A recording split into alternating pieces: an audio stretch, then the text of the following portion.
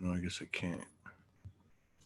All right. It says we are live, my friends. Oh, we are live. Okay, I'm going to go to your YouTube and do another post as well. Okay. Sounds good. I'm going to go on over there and check in the comments and start saying hey to the people who have joined. Mhm. All right. Here we go.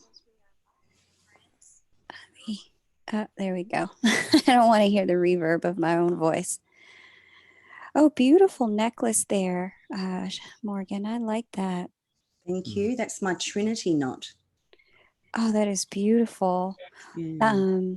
Yeah. Does it have special symbolism for you, the Trinity? For me, yes, I was told about 15 years ago that that Earth was going to transition out of the polarity and enter the Trinity. So as soon as I saw this about 10 years ago, I thought, oh my gosh, there it is. I have to have it. So yeah, it's just my symbol of, where we're moving into. Oh, wow. I didn't know that. Now I heard about the two Earths, and that we're moving into that energy, but I did not hear about the triplicate. So, you'll have to tell me about that and tell us all about that. Is it similar to the two Earths? I think what it really is, the most simplest way to explain it would be to say, a lot of us have operated, like for me, I've been very like the mind and soul connection. And now I'm really moving through the physical, the body connection. And when I really find a balance between mind, body, and soul, that I would have brought in, that Trinity energy. For a lot of people on the planet, they've been operating from mind and body. And so when they bring in the soul and start living from that, they're living in that Trinity energy rather than polarity. Ah, Morgan. What? That's such a beautiful explanation and it makes sense. Yeah. My guides were really, harping on me that a lot of the synchronicities that we've come to see are a reflection of the alignment that we have in ourselves around heart, mind, body, spirit coming together as one. Yeah. So thank you for that explanation. Beautiful. And as the room is filling up, I want to thank everybody for being here. It's a pleasure and an honor to be joined this evening by special guests Todd and Morgan, Twins in Union, for our next Twins in Union video interview. They're going to start by sharing their story with us, and then we're going to have live user generated Q&A, which I'm really pumped about. The panels were pre-selected questions. Thank you to everyone who took the time to fill out the form. I wanted to make sure I got questions that resonated with the most amount of people now and then for the future watchers. But tonight is all about your questions. What do you want to know based on what they're sharing? I know I have a couple, but your questions come first. So if you're not already following Todd and Morgan of Soulology One Studios, you can find them both on YouTube. Or sorry, not YouTube, Facebook. At Soulology One Studios and Todd Medina. And then Morgan, how do people find you on Facebook again? Just Morgan Lee. Morgan Lee. Yeah, and actually both of our photos are of us, which probably looks a little bit codependent, but yeah, and that makes it easier for people to find us. Well, we have a YouTube as well. We have a YouTube. Oh, perfect. And what's the YouTube name? The YouTube is Soulology One Studios. Perfect. Soulology One Studios. You can find them on YouTube. I look forward to subscribing to you guys there as well. These two are the co-creators of the Soulology platform for people to share their gifts, abilities, and stories of awakening. Soulology One Studios is a platform for people on twin flame journeys together and provides support via these stories and personal ways to connect and share with one another. Todd is a madman. If you go over to his page, you will see on Soulology One that he's doing interviews 3 to 4, 5 times a day sometimes with these stories of awakening, you are certain to find community and resonance for things that you've been told and shown. Please go check it out. I'm so grateful to have you both here. We're honored to be here. Yes, thank you very much. Wonderful. So we got a bit of a cursory, how did you guys meet and come into union when we met on the panel? But I'd love to have a deeper dive into some of the things that, you know, are really unique to your twin flame journey that you think maybe other people may have experienced, and just wondering if they're crazy. We know they're not. Would you be willing to share a bit more of your story with us, please? What happened after you met? When was the soul recognition, etc.? I think for us it was, when we met, I had been practicing what I call Herius Gamos for quite a few years, which was like, for me, it was consciously merging with another person, and then slowly over a 2-week period working up through the chakras and creating balance that way. So when I first met Todd, I thought, oh, he's just another client. Although it was different, like from the beginning. So I think that we spent like the next 18 months, numerous times a week at least, merging in dimension. I guess you could call it bilocation too, but consciously merging, allowing his higher self to merge with my higher self. And by doing that consciously, our physical bodies experienced that as well. And each time we did it, like, we really both transformed. Can I talk about the throat chakra? Yeah. Should So- talk about anything. So I was doing a course at the time, and I'm not very happy in front of a camera or in front of people. And I had to give a big talk in front of a large group of people, and I was packing it. Like, I was really frightened about doing this, and I just so happened we did a Herius Gamos, a soul merging, a couple of days before that, and we just happened to be up at the throat chakras. So we merged. Every chakra presents a magnificent, Todd calls it soulgasms, very, very different from human orgasms. And 2 days later, I was able to stand up in front of this class. I had zero fear, zero nerves. I just felt completely comfortable. What I did notice from that time is I'd never done it in my life. I started writing poetry, and Todd's always written a lot of poetry. I became a lot more confident speaking in front of people, although it's not my natural state of being. And I also observed Todd get a bit quieter. Yeah. Mm. So that's the point is I was a speaker and a writer. Well, she was a writer too, but I was writing poetry and prose. And so after the merging of the throat chakra, she was able to go and give a presentation with no problem and started writing poetry better than I do, which is still going on. But that happened with all of our chakras. So we actually did a lot of the balancing in dimension. Yeah. A lot of that stuff that happens between couples, the more that we did it, the more that we balanced. And when we actually did meet, most of that old couple stuff had already been balanced out, eradicated, sorted out through the work that we'd done for 18 months until we did meet. Yeah. Okay. Wait. Oh, sorry. This is so juicy. I have to know. Let's just back up a second. What, for people who don't know, is Eros Gamos? Herius Gamos, and I didn't know when I was doing this, but months and months and months of research, and I eventually found it. Herius Gamos was apparently something that was practiced back through the centuries, where they had, and I'm really not a fan of labels or whatever it is, so some of the language I use is just for that, but they would have what they called high priestesses that would work predominantly like with royalty or people that could afford it actually to do this process. And it's actually quite simple. It's just it's allowing our higher self energy to merge with another person, and when we do that consciously, then we have a conscious physical experience of that. Yeah. Well, it's you're merging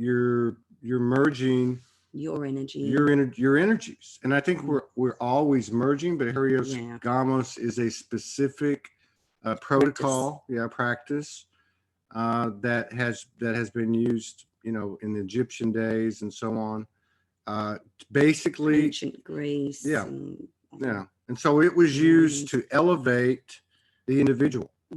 And, you know, there's a whole history with it was patriarchal. This was the power of the goddess and such. But let me see. I need to plug in the thing.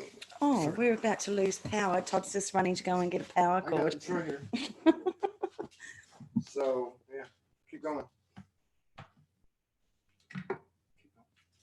Speaking of power, I can only imagine that this particular practice probably restores quite a bit of personal power to a person that, you know, for whatever reason may have been blocked. Is that true? Yes, absolutely. Absolutely. What we found was that every time we merged, like Todd would know more just automatically what I knew. Like, and so when I started speaking to him about some of this, the previous clients that I worked with, I would stay merged with them for a 2-week period. Oh, there's a terrible story about one. But at the end of that 2 weeks, you know, with that merging going on, each one of those individuals would walk away knowing everything that I knew, like all of the, I'd spent 20 years learning all this stuff. So by being merged with somebody for a 2-week period, you were sharing all that coding, all of that energetic information. It's basically you agreed to share yourself, your polarities with their polarities. It would create a zero pointing. And yeah, each person absolutely expands. So she was actually downloading this stuff for quite a few years and then practicing it. So I think in terms of like a divine union or a couple, partners, twin flame, whatever you call it. I think ourselves, we actually spent 16, 17 months merging, as well as having conversations as normal people would do, but we always did the merging. And so energetically, we cleared so much stuff that we didn't have to like go through a lot of people, we watch a lot of people go through. So being separated was a really big plus for us. And so then when we did come together, she came over, she already knew what was going on basically, but she knew that I had some stuff to clear. We didn't have a lot of time. And so she went to work, you know. She's a shadow expert. And no, I didn't go to work. Well, I went to work. Shared with you the tools, and you knew, like Todd spent every day for a 5-week period. He was working, you know, 5, 6, 7 hours a day, and just cleared all of the old 3D human programs completely out of his being, so that we could have a much easier relationship up front. Yeah. Okay. Hang on. I have questions. I'm gonna turn the light on. I have questions about this. This is juicy. Okay, first of all, do you have to be in person to do this practice? Definitely not. No, you can do it in person, and we teach people how to do it in person, but no, absolutely not. You can be, well, we were on the other side of the world, and all bar, I think, 2 people, everyone that I'd worked with previously were from countries all over the world as well. So no, it doesn't matter if you're face to face or if you're on the other side of the world. Amazing. Are you and are people, can you do this like with your twin and they not know it? I wouldn't, because I mean, I believe that the true power comes from both of you being conscious. You know, we can go off and merge with anything, but we've only got our own consciousness like that we can relate to. So, and just because I wouldn't doesn't make it wrong either. But I mean, I don't see a point of needing to do that. Perfect, because I know a lot of people will ask that. Just wanted to clear that up. Yeah. And you said about a separation. talk to us about you two's separation. So you met through the practice and then there was a separation. What was the order of events?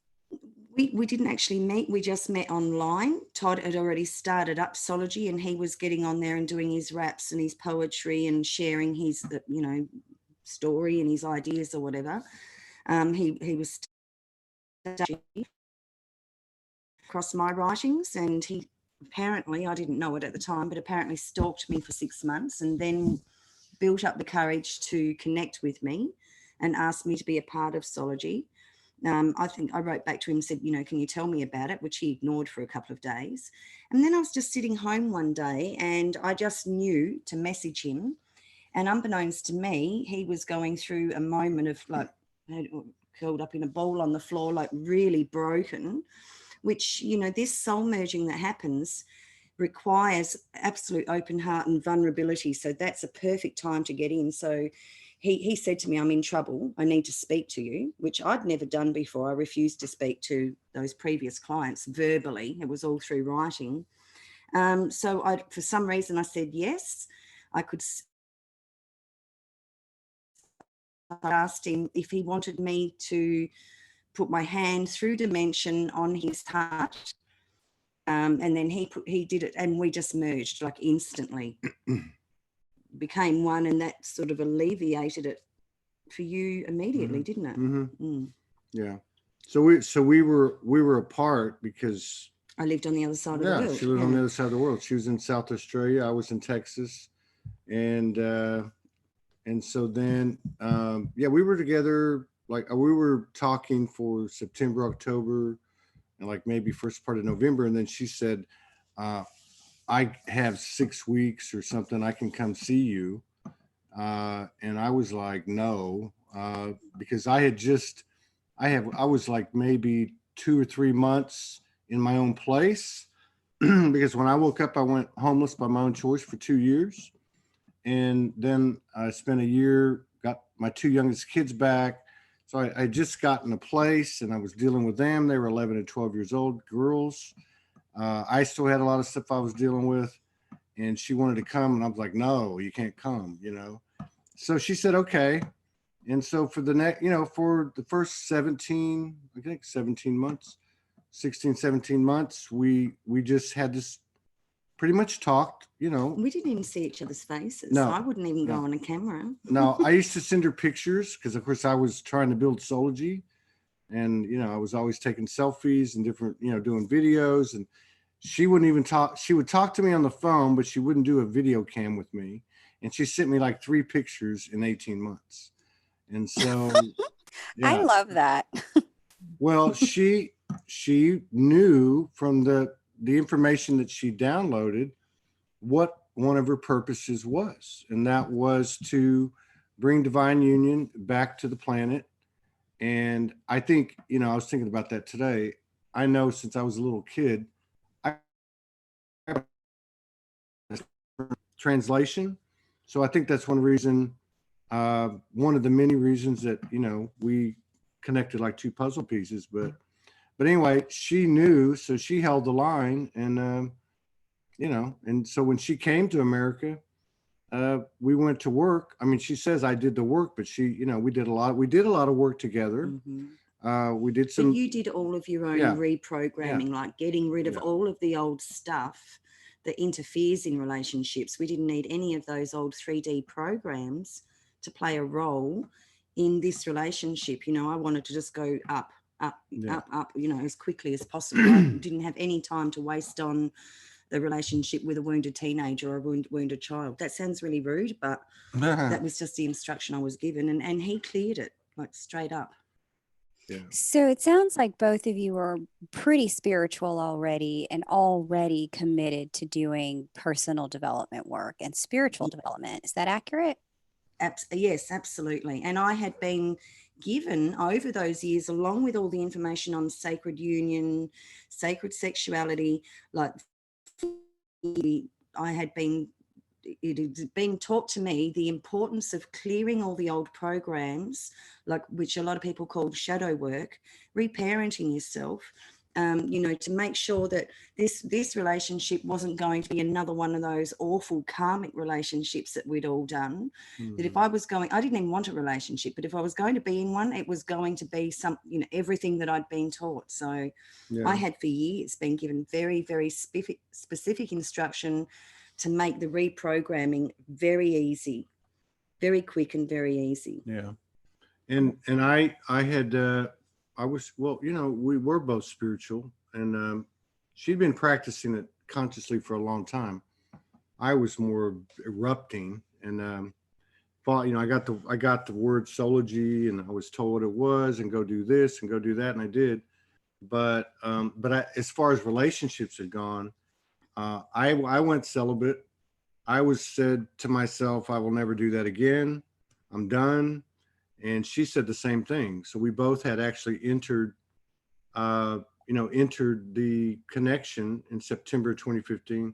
We were both celibate. We both had told ourselves we would never subject ourselves to a toxic relationship, codependent relationship.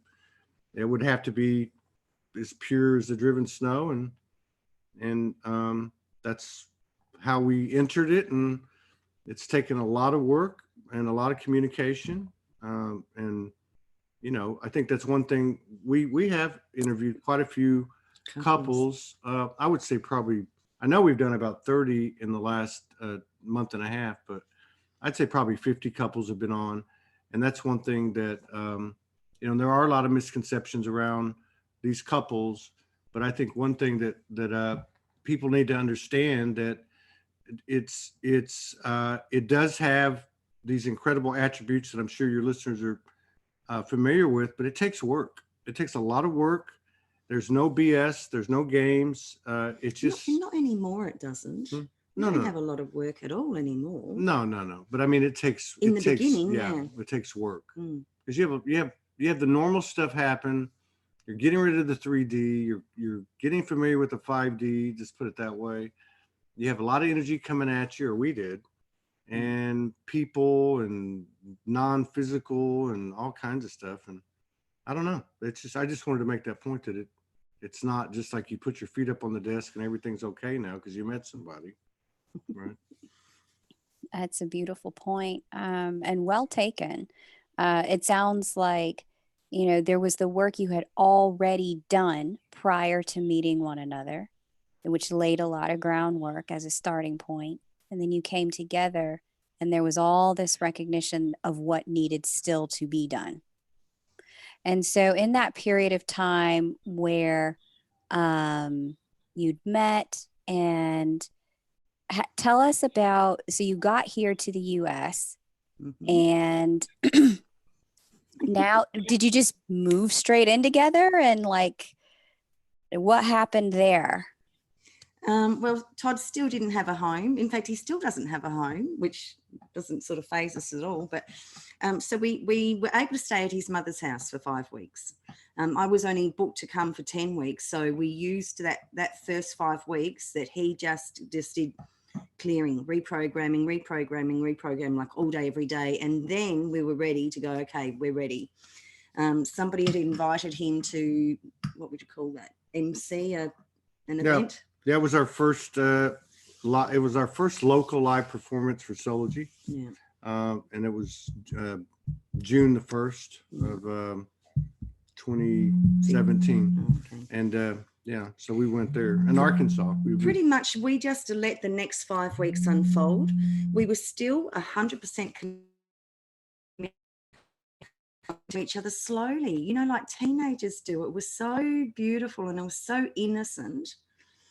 And we just did. We just went wherever we were directed to go, and we always had somewhere to go. And then, we got to week 10. It was time for me to go back to Adelaide, and then we just resumed like we were before. But like in that period, after the first 5 weeks of the hard work, our relationship, we just got closer and closer and closer. We became best friends. We had, it was really romantic too, wasn't it? It was like, I don't know I think we all remember that innocence of the teenager where it's like, he actually asked, can I give you a kiss? And I'm like, yeah, okay. That was the first night, wasn't it? It was really, Yeah. and I said no the first night. No, but- you didn't. Yeah, I did. I got to, You said to me before I came, I'm going to kiss you, you know, in the first week you're there. I'm like, not hell freeze over, but I think I lasted to the second night. yeah. But that first 10 weeks, it was just so innocent and just becoming, you know, acquainted with each other, you know, without going down that old path of where most of us used to go. Well, yeah, that first 10 weeks though, I mean, it was a very, it was our first dose of being together physically, and we did stay celibate the entire 10 weeks. But it was our first dose of being together physically and having dimensional experiences with physical attributes. Mm-hmm. So what that means is we had Various gamos in the flesh. yeah, but I mean, we actually had it was like a saga. We didn't have anywhere to go. Get the money together. We go one place and we go another place. We had many really powerful deities come down and merge with us. Yeah, we had a lot of stuff go on in that first 10 weeks. And then we were in Salt Lake City, and I took her to the airport. A friend of mine let me use the car. I took her to the airport. They had construction going on, and it was like I got out. I said, I'll go park. And we hugged real quick, and then I couldn't park. And so we didn't even get to say goodbye to each other. It was pretty painful, you know. and then there was 9 months of separation from there, and I'm traveling around the country trying to make something out of Soulology. I mean, with nothing, no car, nothing, and nothing. And, you know, trying to build the awareness of it. And she came back for 12 weeks, and we were still celibate in that for the bulk of that 12 weeks. Yeah. And then somebody rang up and said, you know, a friend of ours, their 28-year-old son died. And she rang up and said, I'm going to have like a celebration rather than a funeral. Why don't you two get married the next day? And I mean, okay, wait, what? She just out of nowhere was like, so I'm going to do this. Y'all get married. That was the conversation? Yeah, she said, I'm having a funeral. You guys are coming here any day, you know, anyway, why don't you two get married the next day? There'll be leftovers or whatever. Like, let's just do this. I'll go and get my license to be a marriage celibate, and you'll do it, because eventually you'll end up here and it's going to make it easier.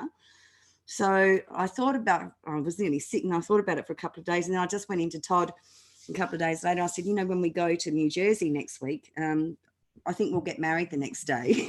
And he said, yeah, okay. Yeah. So, you know, somebody loaned me a dress. We didn't have rings. We didn't have anything. I thought at the time I was just doing it. It was, and I've had 2 babies. So, I mean, they're meant to be the most spectacular day. So aside from that, it was the most spectacular day of my life. We look at the video, you know, every now and again, and I'm just lit up, you know, gold pouring off me the whole time. I was meant to walk, you know, around a spiral and go to him, you know, like a lady, and I'd sort of walked into the spiral and just ran like a maniac to get to him as fast as I could. Yeah. It was truly, it was better than all the horrible fairy tales we used to watch. It was an amazing day. But yeah, we got married from the leftovers of a funeral. Yeah, true. How appropriate for a Scorpio full moon. And the interesting thing is when she came back, I was starting to get some traction with Soulology. So when she came back, that second time, we spent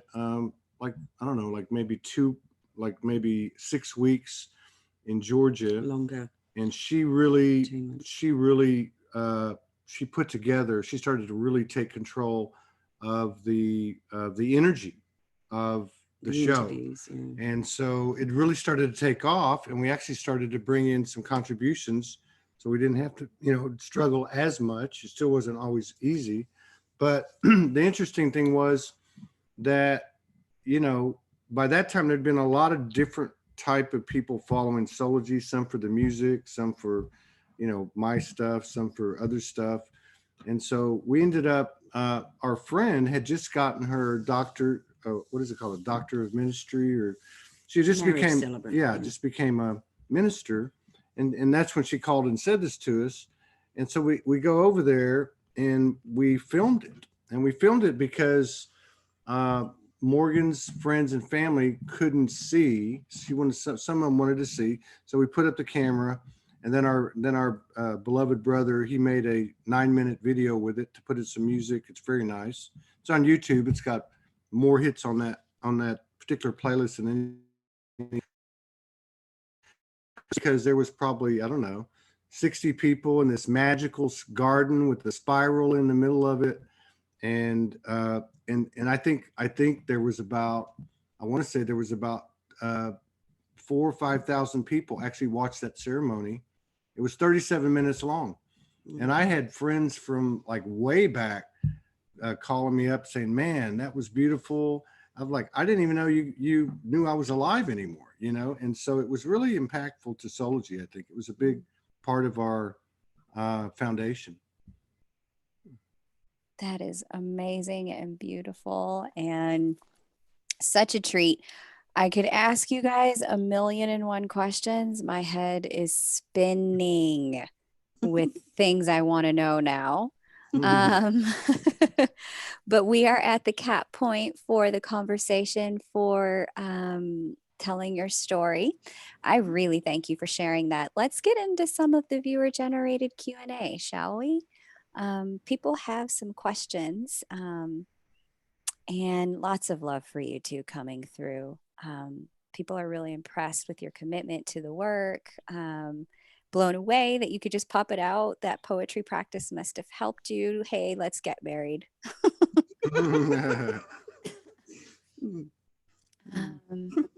Let's see. What questions do you guys have for Todd and Morgan? Now's the time to share them.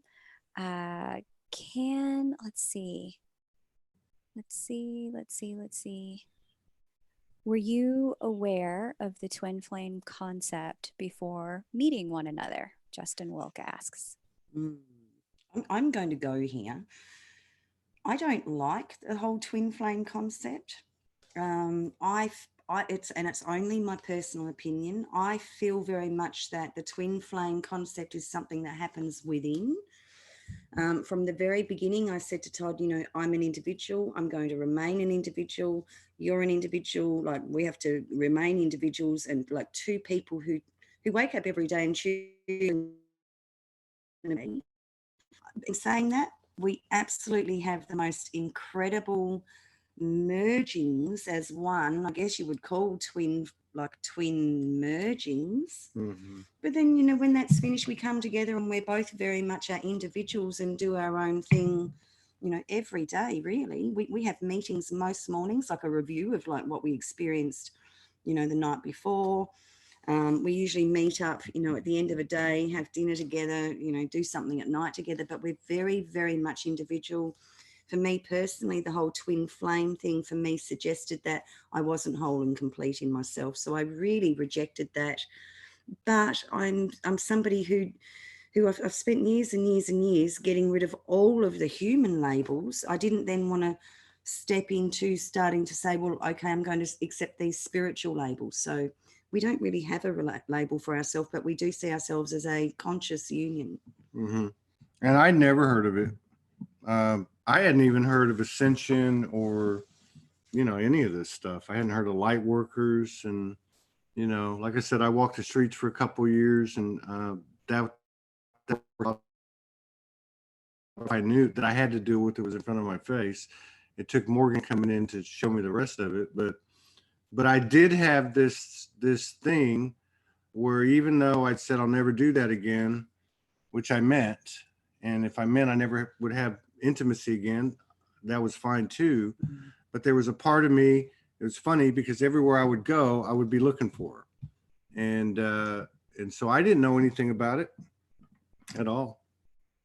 Wow, that reminds me of something you shared on the panel, which is that there were points where you were asked, are you willing to give the other up? Yeah. And the answer to that, can you give us a little bit of insight into why or when you would be asked that? Yeah. And why the answer you answer is your answer. What, and I think we've been asked, like when we're in that space, you know, the people meditate to get to, or when we're merged as one, our whole monad team sort of joins us, and I think it's happened about 6 or 7 times. In fact, the most recent one was only last week. Are you willing to, you know, you're about to take a leap in consciousness. Are you willing to give up him in order to say yes to that? Both of us always automatically knew to say yes. And it was interesting because I think what it was doing was giving the relationship a reset, like getting rid of any more of the codependency, to understand that oneness is something that happens within yourself.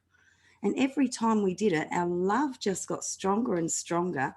In fact, we struggled to explain, well, what does that love look like? And it was just like, well, it just is. You know, it's whatever it is. You know, Todd woke up yesterday morning and he's walking around the house for 2 or 3 hours, everything. And I'm sitting outside just giggling. I didn't need to take that personally. You know, we don't need to make each other wrong anymore. But yeah, every time we did it, and in the beginning, there were a few times that we actually did it like at the human level. We'd go snap at each other and like, I'm done, we're over. Yeah. And the next day we're like, oh my God, I love you even more. It just expanded our relationship constantly, the letting go. And I think this is something to do with that whole runner thing. You know, if you're with somebody who's doing the running, let them go. Because it's, from what we found, is the minute you let go, it's like you're letting, there's a saying, let go and let God. If you are a divine conscious union, nothing is going to keep you apart. It's almost like they're hanging on to anything. It's like it's the human will trying to control something. So for us, the letting go has been an incredibly powerful dynamic of our relationship. Yeah. What a treat to have you guys here sharing these things. These are things that my guides have shown me through the twin flame platform concept, but it's the exact same information. Love is the freedom to allow another person to be them. Yeah. Have their process. And go if they need to go for a while. Yeah. I think there's only one thing both of us wouldn't have tolerated. I think it was, I don't know if tolerated is even the word, and that was like, if one of us decided to go off and be with somebody else, then like let that happen. And for me, I would say, okay, well, that was done. This was an experience that I had. Now it's time to move on to something else. I mean, I wouldn't Continue. Like, I mean, if he wanted to go and have a relationship with somebody else, I would honor that. But I wouldn't then, say, 6 weeks later or 3 years later, or say, okay, let's get back together again. Yeah, and I wouldn't either. Yeah, no. It's no. And that's not through jealousy or anything. That's just like, if you're meant to be together, you're going to be together. Well, if you want to go and distract yourself with another human being, well, go and do that. But see ya, I wouldn't want to be ya. Yeah. No, I think we were both looking for something that we weren't going to concede anything at all. And that included monogamy and, just what we have, basically. So, what does that mean? We weren't going to concede anything at all? Well, we weren't going to weaken our own energy field or go against our soul in order to, like the old relationships, the codependent relationships. We weren't going to concede to accommodate the relationship and hurt our soul in the process, because we've all been there. So I knew what I wanted and she knew what she wanted, and we all do that. We put thing about be careful what you ask for. It comes in this occurrence, it came in as a perfect match as possible. And what I mean by that is what her standards were, what she was willing to do, what she was willing to allow and not to accept. And I was the same way. And I think there's another part of this too, and that is to do this and have such a pure, honest, loving, open, trusting relationship. You start letting third energies come in and things really start getting tricky. So, for me, it was like, I'm prepared to give my all to this, but I don't need it. I don't want to. I choose not to have involvement with other energies, like a third energy entering. Yeah, same here. Amazing. So we have a lot of questions. Thank you for that. That's beautiful because essentially what it's sharing with us is that the relationship is important and you honor it. And simultaneously, the first commitment is to self and self-ascension. Right. Yes, I often say that my first commitment is to myself. My second commitment is to the relationship, and that's it. Todd's first commitment is to himself, and his second commitment is to the relationship. Like we're self-responsible. We look after ourselves, our own needs, and then we meet in the middle at this in this energy, this third energy, I guess, of the relationship. I love it. Thank you so much for sharing that because it really does put a new perspective for people into the conversation around, well, you know, there's so much old paradigm codependency even written into normal twin flame lore at this point and accepted.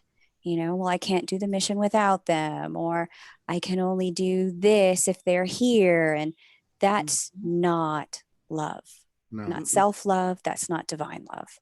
Yeah. Okay, so we've got a lot of questions about the merging. And rather than get into that here, is that something you teach, Morgan? Yes. Perfect. So Yeah. this is what I want to do. For those of you who are listening and you want to know how to merge, because I see all your questions here in the chat about the merging, the areas gamos. Morgan has a special offer for you guys who are listening. And I think we should probably limit the time frame around it to take advantage of it because we can't have a discount forever and ever and ever. Right? Yep. Thank you. That would be great. Yes. So Morgan has an invitation for you. If these are things that you would like to know or learn more about, you can do a 1-hour session with Morgan. And in that session, Morgan, what are some of the things that might come up or be covered? And how much is it? And how can they take advantage of it? Well, I said to you that I would be more than happy to offer 40% discount, which means a 1-hour session would be $60. My preference, based on what I've been taught, is firstly the reprogramming. I mean, if you sort your own unconscious programming out, you automatically open yourself up to a better relationship, first and foremost with yourself. And secondly, then that starts being mirrored back to you from your relationship. So I'm very passionate about that. But if somebody contacted me and said, look, I'm not interested in that, I think I've done enough, but I would like to know more about merging and how, and, you know, receive some instruction on how to start practicing that and building that up, then that's a possibility as well. I do all sorts of things, but I am very passionate about this stuff that helps unions, including your own connection to yourself. So, yeah. Amazing. So a 1-hour session, Mm-hmm. 40% off, Yep. $55 US. You guys can take advantage of that. You want to email Morgan to take advantage of that because this is going to expire. And Morgan, I want you to think about when this will expire. Let me go ahead and pop over to the chat and give you guys the email because you want to email Morgan to have these conversations. So please also note that Morgan shared how important it is to, you know, merge with self first. This isn't just like, okay, let me just hurry up and merge with my twin, especially if they're not even conscious of what you're trying to do. It's very important to honor that they may be on their space and their journey doing their thing. And emerging may or may not be appropriate for them at this time. But what you want to do is have a conversation with Morgan. She will help you figure out what's going to be best for you and your connection at this time. And then, Morgan, when will this offer for this 1-hour consultation expire?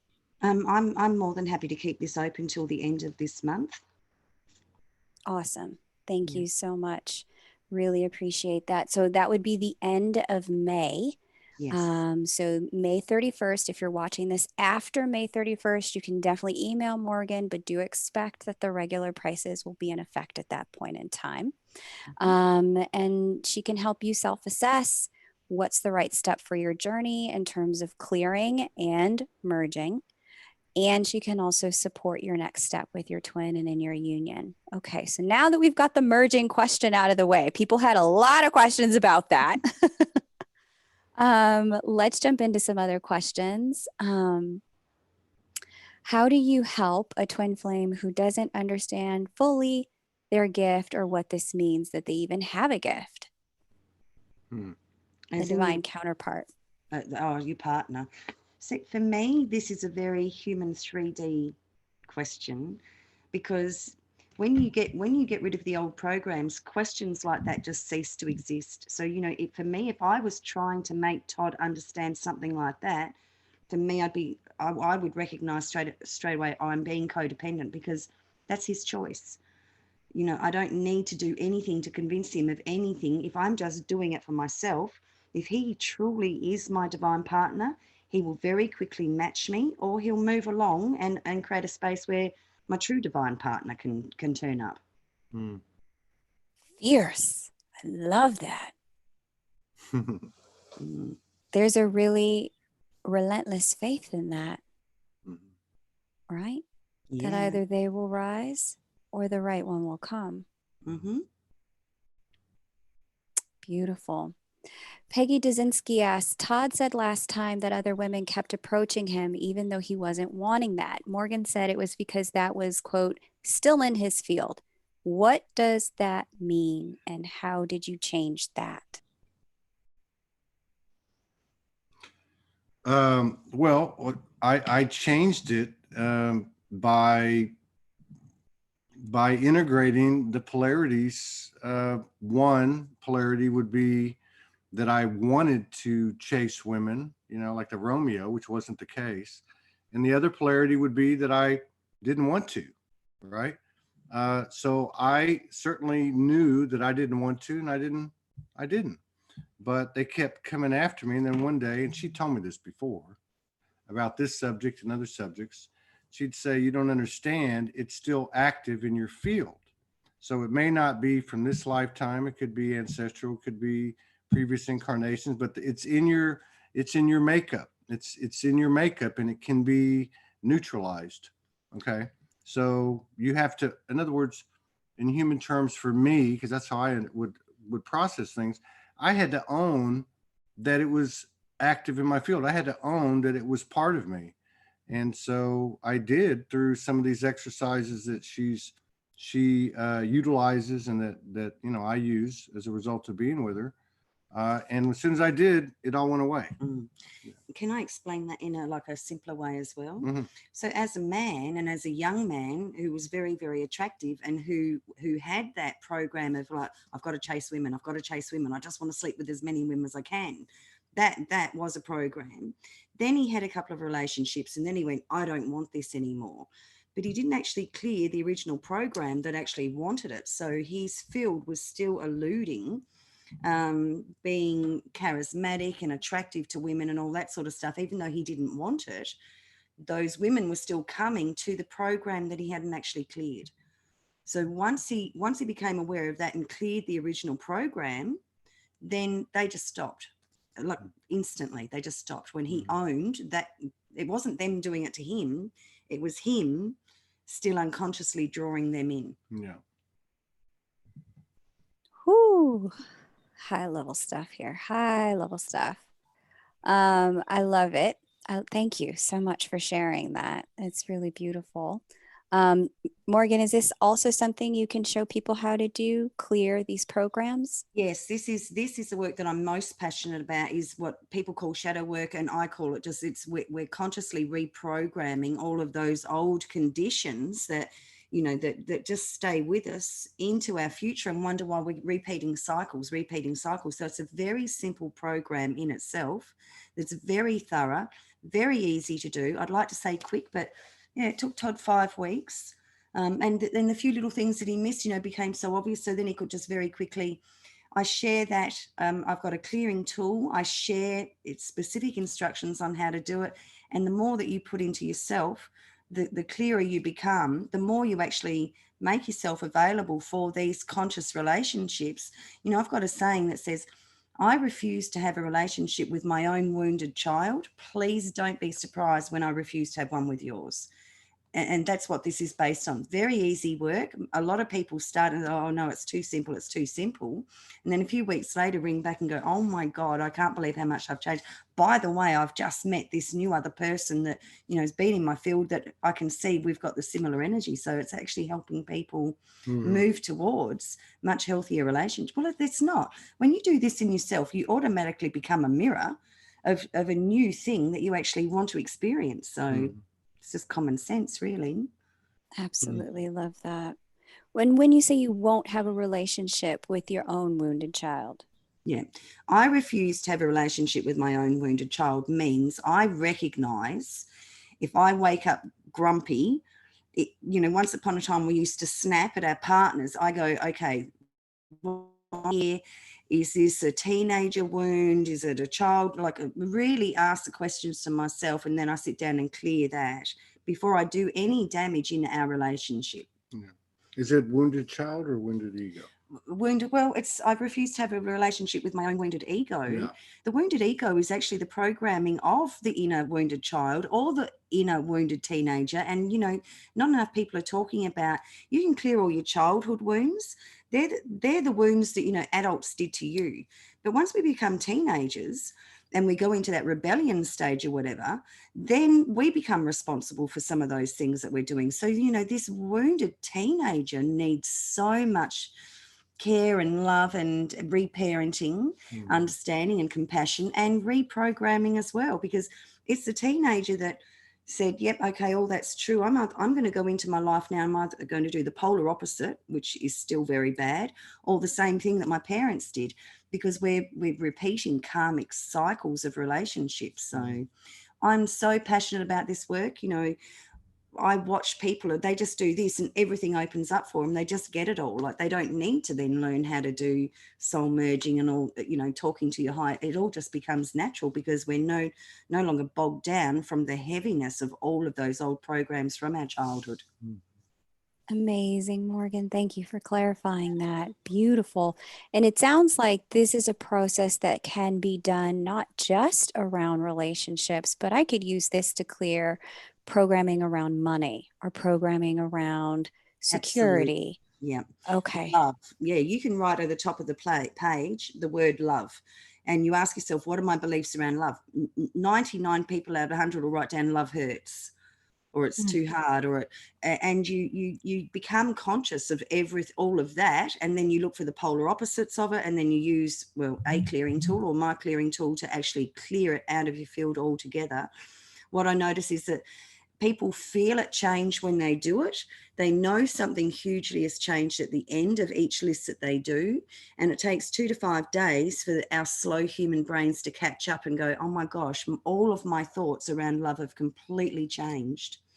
Our original programs came from our mother and father. So, you know, I always get people to start with that first and then move on to money, relationships, sex, love, like all the other things as well. I remember, you know, getting Todd to write down a list of all of his failures in his life.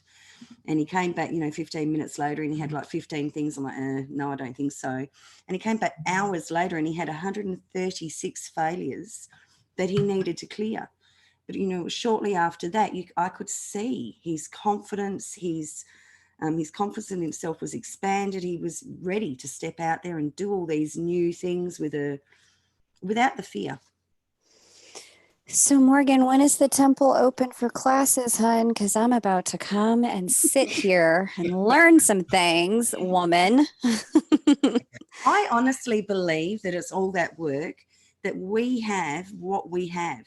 I believe that's why we don't call ourselves twin flames, because we see ourselves as powerful individuals in ourselves that make conscious choices. Like, we very rarely we don't have arguments.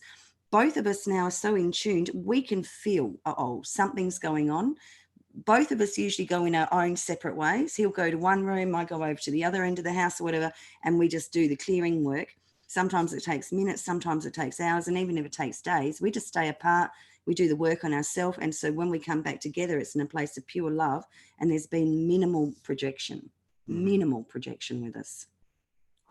Ooh, talk about high vibrational partnership and divine connection. That's amazing. More questions. I'm going to slam them all in as much as I can since we've only got a short period of time. Let's see this next question. Kim Robertson, letting go of trying to control the connection is so hard, especially when you haven't heard from them and really want to reach out for their confirmation of the connection. Can you speak to that a little bit? Yeah. That attachment to another person is simply a childhood program or perhaps a teenage program. So, you know, the adult self might go, that person's not ready. I need to let them go, let them do their own space. But there's this yearning, there's this unconscious thing inside that's like, I need to fix this. I need to make sure he loves me. You know, all these things, which are fear-based stuff. And these relationships can't have that fear-based stuff. So this shadow work that I'm talking about, this reprogramming, gets rid of all of those unconscious things that we just don't need to have at all. I mean, I remember Todd going, okay, I'm done with this and I'm going off to do my own thing. I'm like, okay then. And I just got on with my life. It went on for months. I didn't even think about anything. Like, I was whole and complete enough for myself to do my own thing. Todd was off doing his own thing, you know, traveling around the country, trying to expand Sology. I wasn't in any fear in any way, shape or form. When he did what he needed to do, instantly, automatically, like, he was ready. But I had no yearning or longing or anything. How I felt about him hadn't changed. And that's where we all need to get to. This longing and yearning usually comes from being abandoned as a child, or not feeling loved, or not being heard, or, you know, some sort of childhood wound that probably came from the parents, but might have even come from previous life stuff. To me, everything's a now moment. It doesn't matter when it happened. What matters is that I'm going to be the conscious creator and transform that now. Yeah. Yeah. And I think that, you know, you brought up the twin flame thing. We brought it up, and I don't think either one of us, well, neither one of us wants to, you know, throw rocks at anybody in regard to that. But the thing is that when to me, the main thing, and I don't know what Morgan knows, she's downloaded this for years in terms of, but I do innately know some things. But the one thing that I've learned at the human level is the most important thing you can do is to clean your own house, is to integrate all these polarities and neutralize all these programs. Because when you do that, you are creating a higher frequency, and that higher frequency is going to be matched by someone that can match it. And I think the reason that the twin flame thing has taken such a beating is because it's been distorted. And there's a belief that when you find this person, or think you find this person, that everything is peaches and cream, you know, after that. And it's not, because if all that shadow and those programs are still running, then they're going to be kind of working the programs, working through those things on each other, with each other. And that's not always an easy thing to do. And I think we've seen a lot of evidence of that. So, you know, I really feel like that's probably the most important thing that could be said tonight. Is it's really about the individual. I just want to add a bit to that. There's nothing wrong. I believe in the twin flame energy as such, but I believe it comes from inside. Oh, I forgot what I was going to say. But I believe if we become attached to a label, that's when we start getting into trouble. It's Yes. not anything wrong with a label. It's that if I become attached to the label, and what's happening with the label at the moment is that half of the planet, I want to be in a twin flame relationship. They start announcing that they are, they start acting like they are, you know, because it's been such a special thing that it's almost become, it's potentially become a little bit distorted. Mm-hmm. So I mean, everyone's just got to do what's right for them. Agreed. Yeah. I love that. My guides have harped on this so many times. They're like, people need to be more focused on the quality of their loving, not the label, because the label is not an instruction manual. It is not a guidebook. It is not, it's not a permission slip. It is only that. And labels only get us so far. Yep. Bex asks, if you're not with your divine partner physically, but you're in contact, when would you know that it might be the right time to tell them about the connection? Again, I'm sorry, I'm such a different type of person. This is why I'm making sure to ask this question, because you Okay. come from such a different perspective. I never told Todd that he was my twin flame. In fact, Todd tried to say to me, we're going to be together forever. I'm like, I don't know, depends on the man. I don't know. And yet I did know that the potential of that was very, very high, but I didn't see it as my job to explain to him who we are and what we'll be doing. My job for me was just to keep focusing on us, on being 100% real with him. You know, if he said something to me that I felt like was an old expectation of relationship, I'd say, I'm not interested in that. I don't want to know about old programs of sex or love or anything like that. I wanted him, both of us, to keep working on ourselves, because this work, it doesn't make you love another more. It actually leaves you with more love for yourself, more self-respect, more self-esteem, more unconditional love and compassion, everything for myself. The more that I am of that, then he was either going to align with that or walk away. There was no need for me to say to him, oh, Todd, you're my twin flame, or you're my anything. You know, we still don't talk like that. It's like somebody says, you know, how come you two, you tell us about your love? I'm like, I don't know. It just is. It's just so easy. It's just so easy. We don't even say I love you.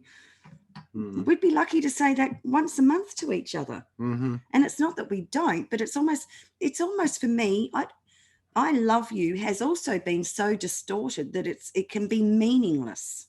So mm-hmm. I don't say it to him, but I show it to him, and not by trying, just because I'm here.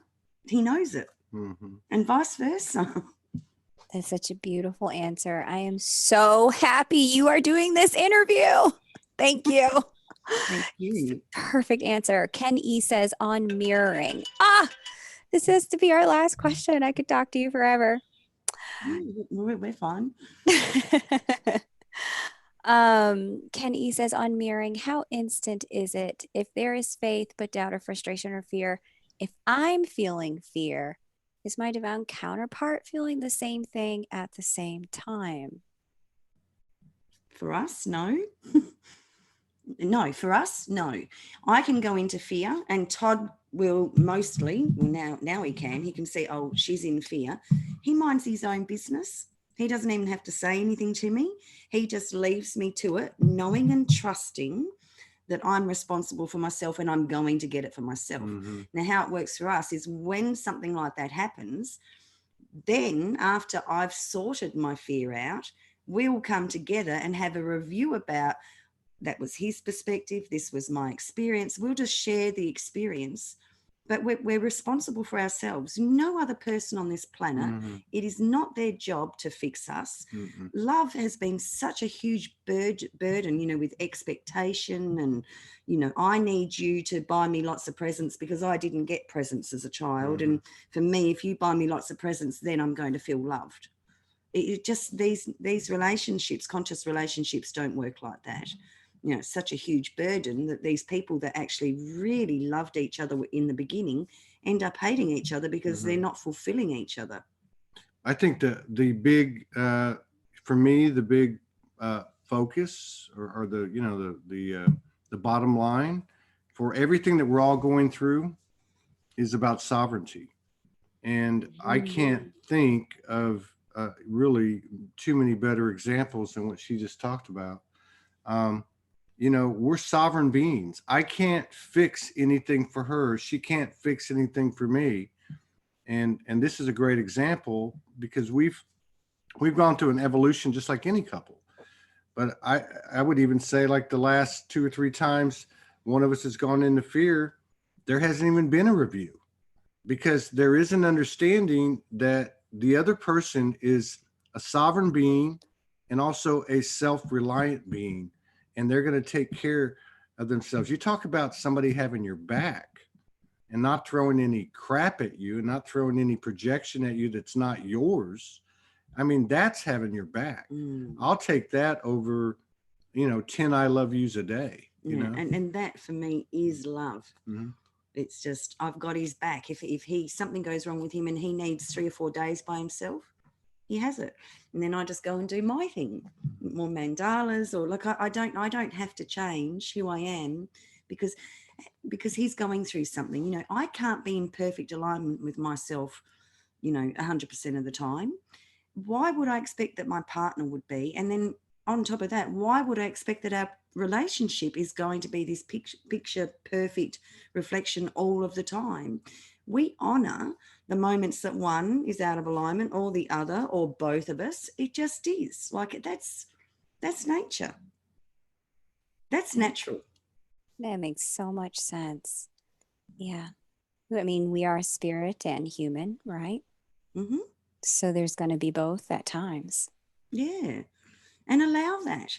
In old relationships, if your partner woke up grumpy, the first thing the woman would do is panic and go into all these stories about, what have I done? Did he not like what I cooked last night? Didn't he like the sex that we had, or that we didn't have sex? You go into all these stories, and before you know it, the inner child starts projecting to him, what is wrong with you?